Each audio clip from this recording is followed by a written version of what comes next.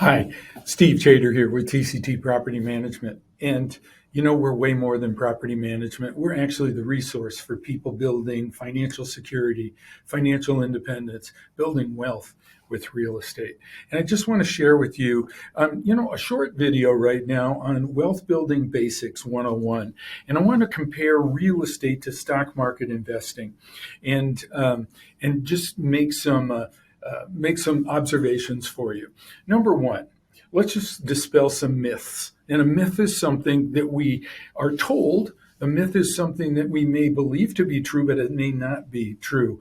And so, number one, real estate takes too much work. That's the first myth. Number two, second myth is stocks give a consistent return over time. And number three is a well-managed stock portfolio performs better than real estate. Three myths that I want to dispel at this point. Okay. Now, when we look at the return on investment or how hard our money works, what I did was I went back and I said, let's just take a look at the stock market. Let's look at the Dow Jones Industrial Average historically since the year 2000. And you can see here we've got some red cells. That's where was negative growth. We've had some positive growth, some phenomenal positive growth all the way through 2021. But interestingly, the average return on investment for a dollar that you put into the stock market in the year 2000, 20 years later, would have made an average of 6.5% return on investment over that period of time, every year, 6.5% every year. Okay, not bad. Way better than putting it in the bank. The bank's going to give you 0.5% interest. So this is what's happened with the stock market. Goes up, goes down, averages 6.5%. So let's say you started with $50,000 and you put $50,000 in the year 2000, and your money just follows. You don't add any more money to it. It just follows the Dow Jones Industrial Average. Well, the first year, it went down a little bit, went down to 47, but don't worry about it. It's going to go back up because we went down to 43 and then 36, then it's back up to 45. But, oh, wait a minute. I had 50. And even though the market went up 25%, I'm still behind. All right. They tell you, just keep your money in a well-managed portfolio will outperform the stock with real estate. Keep your money in over time. So, yep, my $50,000, if I go all the way down here to 2021, my $50,000 has grown to 158, call it $160,000. That's awesome. It has grown over that period of time. The stock market does well with that. Okay, so let's look at, so that's the past performance of the stock market. Let's look at real estate over that same period of time. And this is Phoenix real estate, and this is the average price per square foot on a piece of property. And so in the year 2000, we were about $96 a foot. Right now, we're actually over $267 a foot, but November of last year, that's where we were. And that is a 5% appreciation rate over that period of time. Now, remember, we said the stock market's going up 6.5% over that. But here's the thing, with the real estate, you don't have to put all the money down. You don't have to put $1 in to buy $1 worth of real estate. You can make a down payment and then have your tenant pay for the mortgage for you.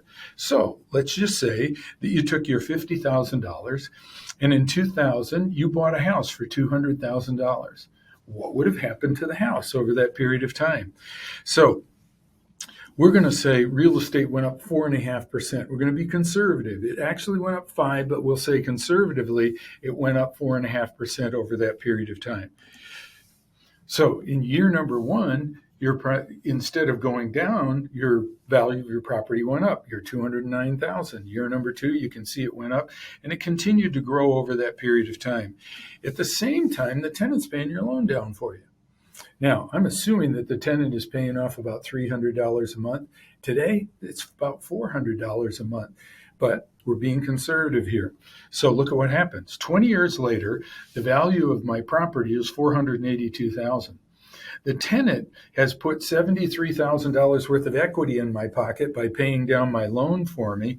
And so my equity buildup, now I'm at $405,000 in equity buildup. The difference between what was in the stock market And the equity buildup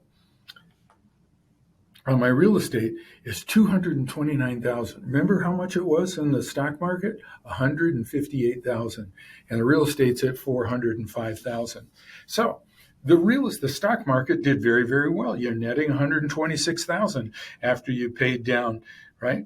And then real estate, take your 482 minus the 127 that I still own and minus my down payment, I'm netting 355,000 instead of 126,000. We wrote the book. It's called Hold. And we wrote the book on the safe, secure strategy to build financial independence, financial security, to build wealth with real estate. And so the myth, real estate is too much work. If you manage the property yourself, it absolutely is. That's why we're here with TCT.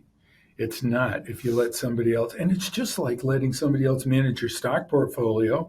You would expect that if somebody is managing your portfolio, it would do better than average and increase your net return. So thanks for watching. Told you it was going to be quick. Just making two comparisons. Start with 50. How much do you end up with? It's stocks or real estate? Wealth Building 101. Hey, at TCT, we're here for you. We're way more than just property management. We're education, information, and of course, we do property management as well. Thanks for watching. If you like this video, click below.